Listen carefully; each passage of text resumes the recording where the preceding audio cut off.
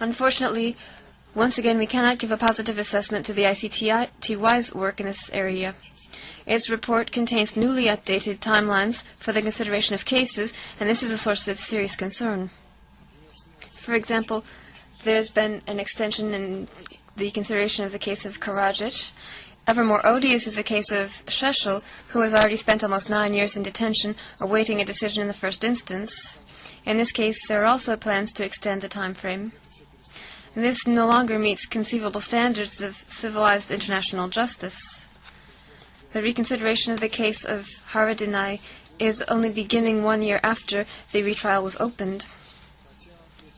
Although these cases so far still lie within the time frame contained in Resolution 1966, these trends cannot but alarm us.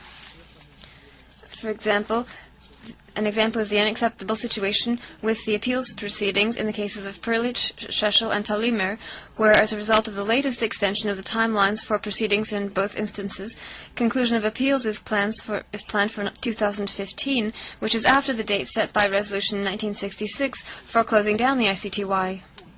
We would recall that the basis for compromise when adopting Resolution 1966 was a schedule for completion of cases, which was presented last year by the ICTY itself.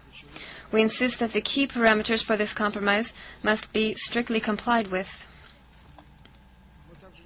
We also do not consider the arrest of Ratko Mladic to be grounds for a possible extension of the ICTY's work. Trial activities in the first instance of this case can and must meet the deadline of 31 December 2014. The appeals in this case must be carried out by the residual mechanism. We understand that the complications with proceedings, to some degree, are due to the problem of the departure of staff from both tribunals. For our part, we are ready to assist in resolving this problem.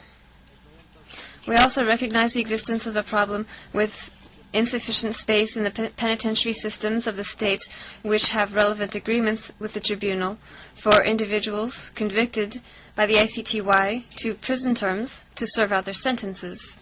This problem must also be given close attention. Thank you, Mr. President.